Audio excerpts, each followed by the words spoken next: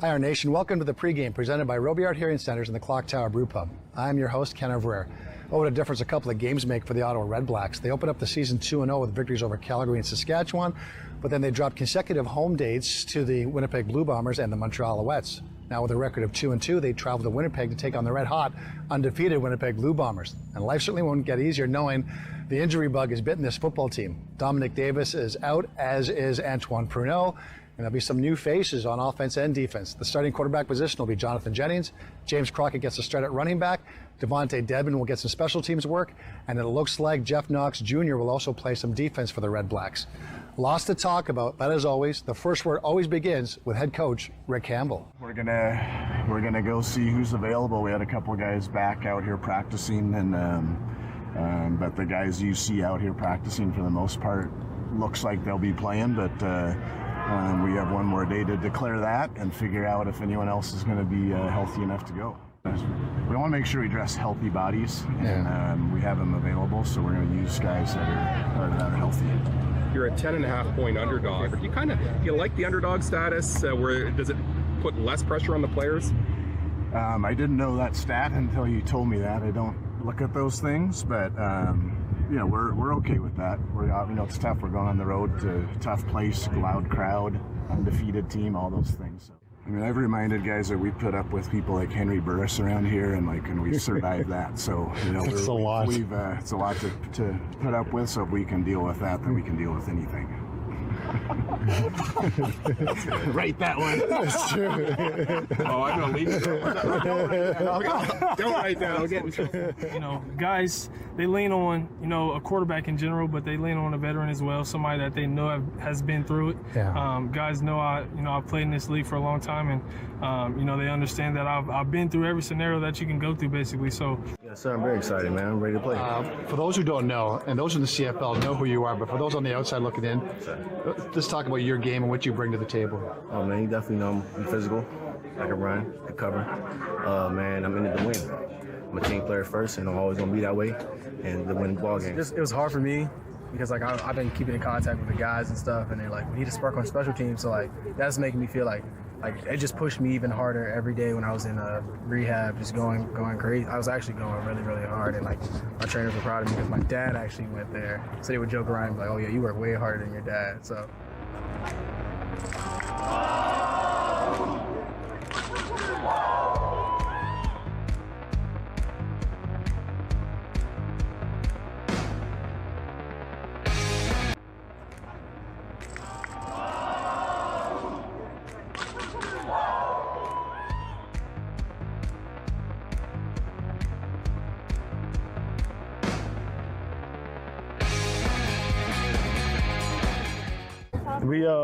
We felt like we came out with some juice, some energy, but things kind of trickled down. We need to make plays on both sides of the ball, even special teams, to keep that fire going and pull together in those tough times. So we need to do that a little better and move on from there. Short work week, is it more mental or physical as you prep for Winnipeg? I feel it's both. We need to prepare with the same energy we do each week. It'll be 1-0 and look at the film, correct, and then move on. Like I said, we're going to keep fighting regardless of what happens. So, good job capitalizing on it. I want to talk to you about playing Winnipeg, and you've been part of that Saskatchewan-Winnipeg rivalry, which is amped up. Yeah. It may not be that amped up when you go to Winnipeg this weekend, but at the same time, it's a tough barn to play. Yeah. They're playing well. They're well coached. Yeah. How do you take on that monster? It's really just mentally, and you got to physically prepare. Yeah. Really, it's going to be loud. Their fans are going to be into it, and they're going to be into it too. It's like they're a different team when they're at home. So it really is, yeah. We just got to prepare to go in there and fight. That's what it's going to be.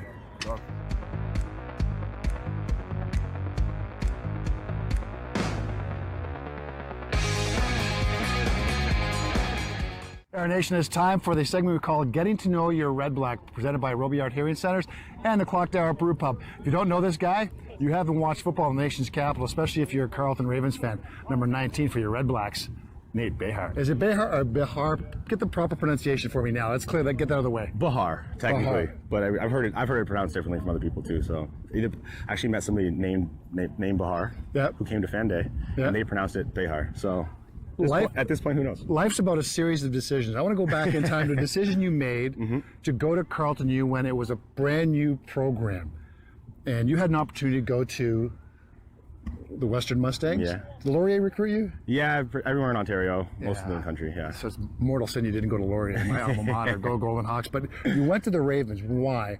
Because it wasn't just about football. It was about an opportunity to lead and build something special. And yeah, that's exactly it. I mean, we had the chance to do something that probably not going to get to see done in my lifetime, which is start a new youth sports program, started a CIS program at the time, and it was too good to pass up. I mean, the opportunity to not just play for that many years, but be a leader, develop something, build a culture. I think that was the biggest thing for me. Is I didn't want to just kind of be a cog in somebody else's machine. We wanted to be a part of building the whole thing, and I believe in the coaching staff's vision. Where does that come from for you?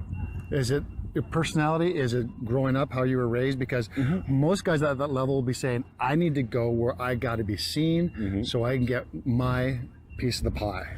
I don't know. I think I still probably am, but I was definitely a confident 17, 18-year-old. So I think I didn't. Better be. Right. So I don't think I was ever really afraid of I never really let playing time be a decision maker. Yeah. Because I was kind of. Because you're going to get it playing time. Yeah, I was figuring I was gonna outwork everybody and make sure that was going to happen. So then it was, what's the next thing for me? Like, where can I develop the most? And a big part of it was development too. Like knowing that we had 7 full-time coaches and we're a full-time OC, full-time receiver coach. All that stuff was second to none. And then of course the extra stuff, the building the program, everything was just too hard to say no to. And I was drawn to it as my leadership, I think. Now we travel forward in time. You remember the Ottawa Redblacks after your stay with the Edmonton Eskimos. What's that that experience been like for you as a Redblack? It's exciting. I mean, it's so nice. Life is just kind of like kind of serendipitous for you. Yeah, a little bit. It's like I don't even feel like I'm in season, like I'm at work. There was times, somewhere else where the only reason I was sort of in that city was for work, that football started to feel like a job. Okay. But when I'm here, every minute of downtime I have, whether it's just walking over to local or Joey for a bite, it's like there's people I know and love everywhere I go. There's people I can reach out to when I'm bored in a heartbeat, and not just the team, which is nice. I mean, as much as I love my team, it's great to be able to expand and see some new people every once in a while. Yeah. There's an overlap in terms of your social circles where you get value as a football player, 100%. But you get value as a person as well from the game. Yes. If you didn't play football, what would Nate be doing for a living right now? I probably would have gone full into my music. Oh, really? Yeah. My dad was a music producer in Toronto for a little while. I went to performing arts school. You did? Actually, yeah, before high school. That's things we learn. I know. So I've always been a guitar guy. I have a guitar and piano in the apartment right now. Okay. Getting my you fingers and Bruno back. jam at all? We haven't yet. Okay, because he plays a little bit. And Brad does too, actually. Really? Oh yeah. I know. That'd be cool. Get the band together. What kind of music are you into then? I'm blues, pretty heavy into blues. Really? Yeah, Jimi Hendrix. Jimmy's more of a rock guy though. You talk about Buddy Guy, Downchild Blues Band. If you want an album that you really want to listen to and think really good, Downchild Blues Band live at the Alma Combo. Okay.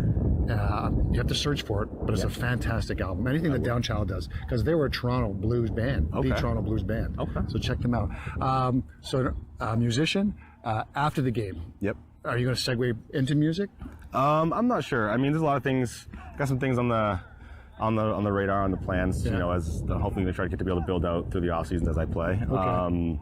But I mean, I know my coaches. Pretty much everybody that's coached me has always asked if I wanted to coach, and I think I like to say that I'm gonna. Something tells me you do it, but yes. You want to step into a new chapter. A little bit. I think I'd want to be away from the game for a little bit, but coaching is something I've always loved. So I can see that. I can see that in my future for sure. But we'll see. Pre-game meal? Oh, that depends. I've been partial to the Mad Radish, fired up chicken. Okay. Or fired up chicken. It's a little. I try to stay away from things like roti. Right. Because about the third, fourth quarter, it affects your 40-yard dash. Your favorite player growing up? Did you have one? Larry Fitzgerald. Larry Fitzgerald. Okay. Really similar to you in terms of life balance. Yeah. He's a football player, but more than just a football player. He's a lot. Because his big thing was that he made sure he finished his schooling while he was still playing pro, even though he had money in the bank. And then he traveled every offseason and saw the world. He's an idol. 3 things you love about Ottawa. Just summers in general. Yeah. However you want to put that. The weather, the patios, everything. Okay. The people, and the balance of being able to be in nature so easily, but while also, if you could be downtown or in the market, you feel like you're in a city. That was deep. Yeah. That was deep. Ladies and gentlemen, number 19, your Redblacks, Super Nate. Guy does a great job representing the Ravens and the Redblacks. Soon to be a legend. Eventually, you're already a legend because of the catch, but definitely a legend in terms of the sports lore here in the nation's capital, which is the perfect segue to our contest brought to you by the Clock Tower Brew Pub, and that is Name the Legend. Thanks. Absolutely.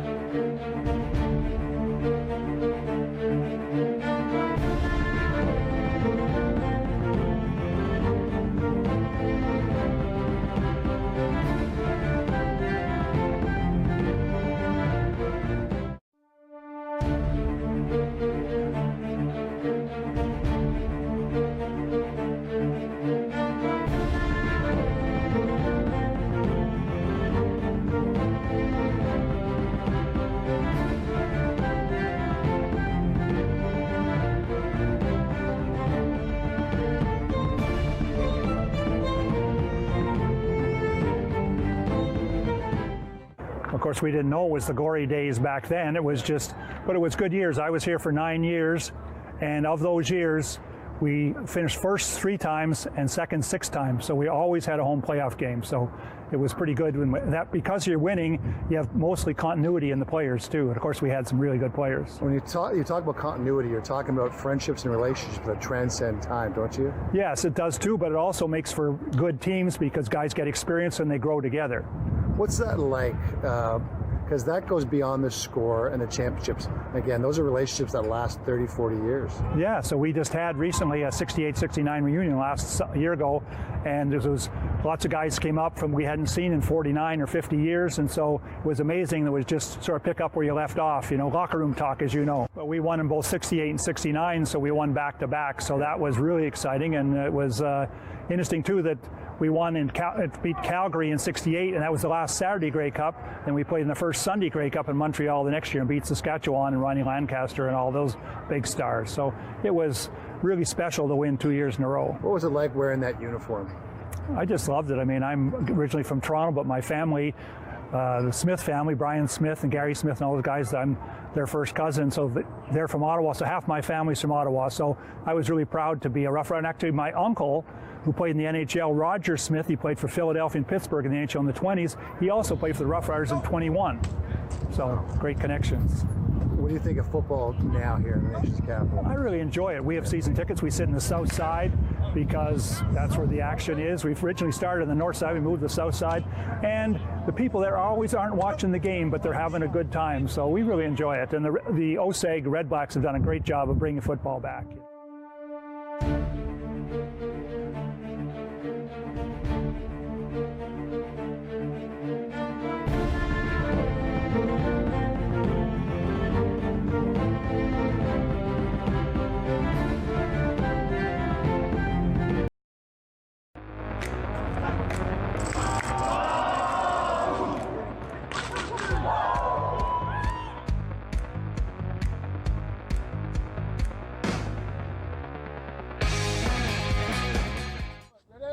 All right, pregame fans, time to talk to Tim Baines from Post Media to talk about the week that was for the Ottawa Redblacks and the week that they faced. Is it as big as a surprise that Montreal came in and beat Ottawa?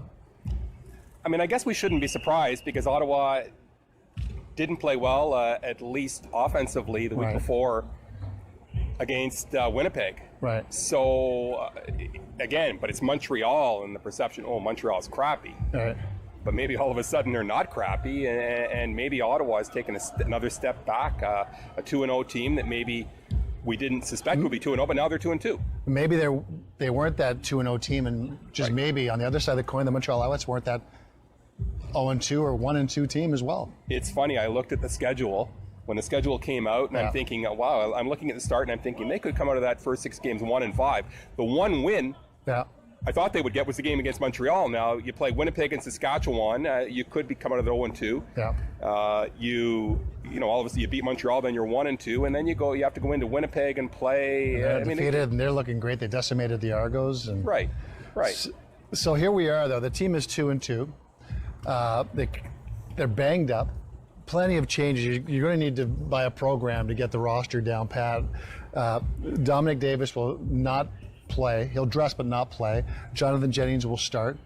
Your thoughts on? I think it's necessary because Davis just isn't healthy. But maybe it's also their way of saying, step outside of the war zone a little bit and take a look at things from a different perspective. Yeah, maybe. Yeah, I mean, I look at it as in there's no way they're going to win this week's game, right? I mean, they're 10.5-point underdogs. They could never win this game. In a million years, they could never win this game. But this is the CFL. This is the CFL. This may be the game they win. It's bizarre. They're making a lot of changes. They've got some guys banged up. They've got some newcomers coming in. Yeah. Jonathan Jennings is going to get a shot. And what'll be interesting if they play well offensively. Yeah. And Dominique Davis, let's say he's healthy next week. And John, what do they do? What If do Jonathan they do? Jennings has a good game, what do they do? I don't think it's a tough decision. If Jonathan Jennings plays well, he plays the following week. I'm not sure Against that's the the Calgary direction they go. Stampeders. They say they're committed to Dominique Davis. Let's see what happens Friday night. I think a lot of people, and maybe myself included, we put a lot of this on Dominique Davis. I don't think the receivers have been that good, and they haven't gotten good enough play. They say their offensive line has been pretty good, but overall, offensively, they haven't been that good. And look beyond that, and maybe it's not even all on the offense because the defense has put them in some bad situations. This defense, we talked about 11 returning players, plus Chris Randall, a former All-Star. Who won't be playing this week. Who won't play this week, but we looked at that. The defense was going to be the strong part of this team.